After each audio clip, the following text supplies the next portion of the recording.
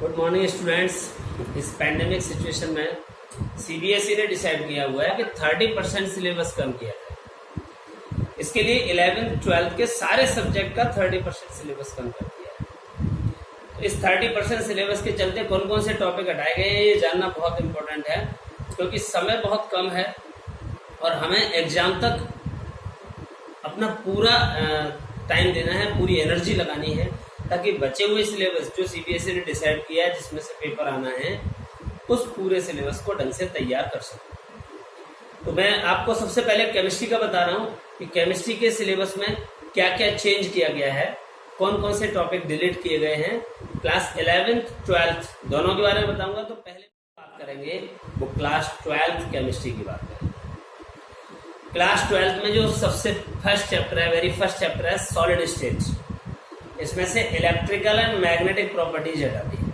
मतलब आपको semiconductor, good conductor, bad conductor नहीं पढ़ने, और बस यही एक पोर्शन डिलीट किया गया है जिसकी दोनों थ्योरी थी, बैंड थ्योरी और इलेक्ट्रिकल थ्योरी, कंडक्टिविटी थ्योरी, दोनों ही हटा दिए। एक टॉपिक आपका इसमें से हटाया है इलेक्ट्रिकल एंड मैग्नेटिक प्रॉपर्टीज वाला।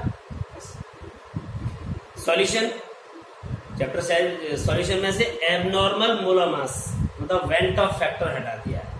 हालांकि इसे हटाने का कोई मतलब नहीं है, क्योंकि वेंट ऑफ फैक्टर हटाने से बाकी कॉलिगेटिव प्रॉपर्टी तो हमें पढ़नी है, और जब भी कॉलिगेटिव प्रॉपर्टी पढ़ेंगे तो हमें वेंट ऑफ फैक्टर की रिक्वायरमेंट होगी। तो इसका कोई मीन नहीं है एबनॉर्मल मोलर मास को हटाने से, मतलब वेंट ऑफ फैक्टर को हटाने से। हमें इसे पढ़ना तो फिर भी पड़ेगा, जब कॉलिगेटिव प्रॉपर्टी पढ़ेंगे तो इसकी रिक्वायरमेंट। चैप्टर 3 है इलेक्ट्रोकेमिस्ट्री। इसमें से लेड स्टोरेज बैटरी हटा दिया।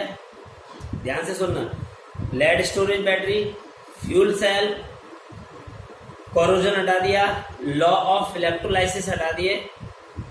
लॉ ऑफ इलेक्ट्रोलाइसिस का मतलब फैराडे लॉ थे ना, फर्स्ट लॉ और सेकंड लॉ, वो हटा दिया। ड्राई सेल हटा दिया, electrolytic cell and galvanic cell. मतलब एक मेजर पार्ट इसका डिलीट कर दिया है इलेक्ट्रोकेमिस्ट्री, जिसमें से सारे cell, electrolytic cell, galvanic cell सब हटा दिए इसमें से। लेकिन एक इम्पोर्टेंट बात यह है कि हमें अगर ननस्ट इक्वेशन पढ़ना है तो गैल्वेनिक सेल हमें पढ़ना ही होगा, क्योंकि ननस्ट इक्वेशन को हम तब तक नहीं समझ सकते जब तक गैल्वेनिक सेल हमें नहीं आता। तो गैल्वेनिक सेल को आप रख सकते हैं इसमें, बाकी सारा सिलेबस इसमें से जो सेल से रिलेटेड था वो सब हट गया। चैप्टर 4 है अपना केमिकल काइनेटिक। इसमें concept of collision theory, elementary ideas and mathematical treatment. मतलब जो आर्हेनियस कोलिजन थ्योरी है वो पूरा का पूरा हटा दिया, थ्योरी और उसका इक्वेशन, आर्हेनियस इक्वेशन का डेरिवेशन था पूरा का पूरा हटा दिया। तो अब आपको आर्हेनियस संबंधित कोई भी टॉपिक इस चैप्टर से नहीं पढ़ना है। Energy of activation, Arrhenius equation, यही इसमें से डिलीट कर दिया। Chapter 5 surface chemistry.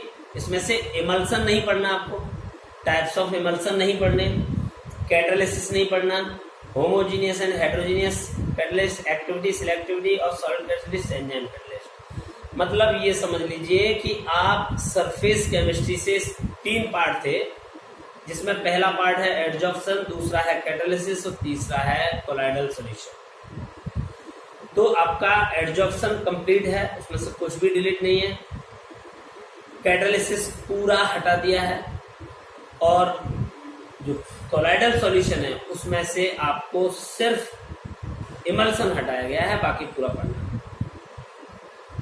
चैप्टर 6 जो general principle of isolation and extraction of element है वो पूरा डिलीट कर दिया है।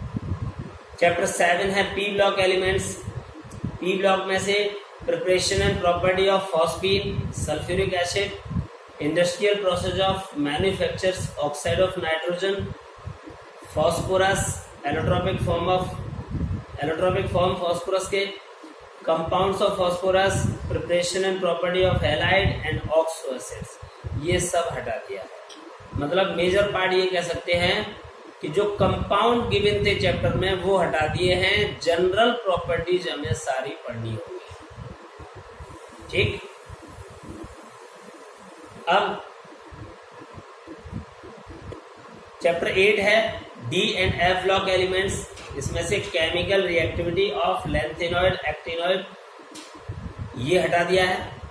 Electronic configuration, oxidation state, comparison with lanthanoids, preparation and properties of KMnO and K2CR2।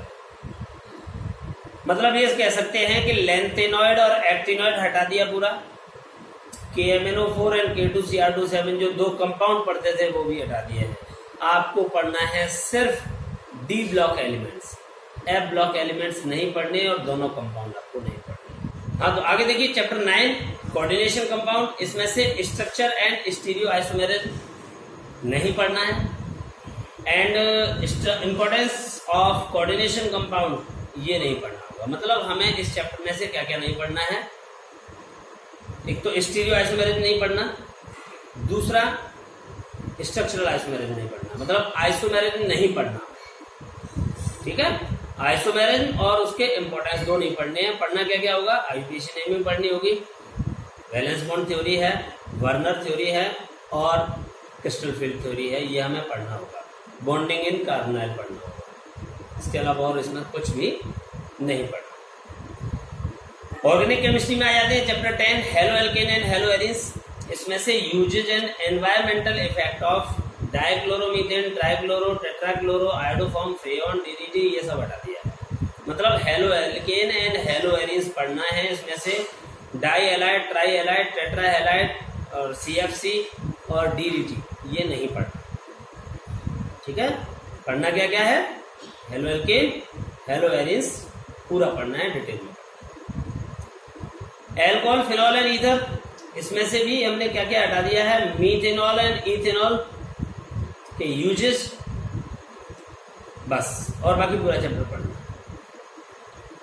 Aldehyde and ketone, इसमें से कुछ भी नहीं हटाया है, पूरा चैप्टर पढ़ना है। अमाइन चैप्टर में से डाइएजोनियम सॉल्ट पूरा हटा दिया है, ठीक है। डाइएजोनियम सॉल्ट का मतलब उसका method of preparation, physical properties, chemical properties पूरा हटा दिया। हालांकि ऑर्गेनिक केमिस्ट्री में इस बात का कोई मतलब नहीं है, क्योंकि डाइएजोनियम सॉल्ट जो है वो पूरी ऑर्गेनिक केमिस्ट्री में 1-1, 2-2 रिएक्शन करके हर चैप्टर में आ जाता है। पूरा डाइएजोनियम सॉल्ट तो हम पढ़ ही लेंगे, एक इंडिविजुअल एक जगह पे नहीं पढ़ेंगे। चैप्टर 14 है बायोमोलिक्यूल। इसमें से ओलिगोसैकेराइड्स मतलब सुक्रोज, लैक्टोज, माल्टोज ये नहीं पढ़ने, पॉलीसैकेराइड्स नहीं पढ़ने, इंपॉर्टेंस ऑफ कार्बोहाइड्रेट नहीं पढ़ना, विटामिन नहीं पढ़ने, एंजाइम नहीं पढ़ना है, हार्मोन्स नहीं है, ये सब नहीं पढ़ना होगा। हमें पढ़ने हैं सिर्फ मोनोसैकेराइड्स मतलब ग्लूकोज, फ्रक्टोज, गैलेक्टोज ये सब पढ़ने हैं, उसके स्ट्रक्चर्स पढ़ने हैं, ठीक है। और प्रोटीन पढ़ना होगा, इसमें से हटाया है केवल विटामिन और oligosaccharide and polysaccharides. Chapter 15 and 16 पूरे डिलीट कर दिए हैं। पॉलीमर नहीं पढ़ना बिल्कुल, केमिस्ट्री एवरीडे लाइफ भी नहीं पढ़ना। इस तरीके से सिलेबस को ध्यान में रखते हुए पढ़ेंगे। इसकी PDF फाइल मैंने साथ में अटैच कर दी है, इसे आप देख सकते हैं क्या क्या टॉपिक हटाया हुआ है और फ्यूचर रेफरेंस के लिए उसे सेव कर सकते हैं। जय हिंद।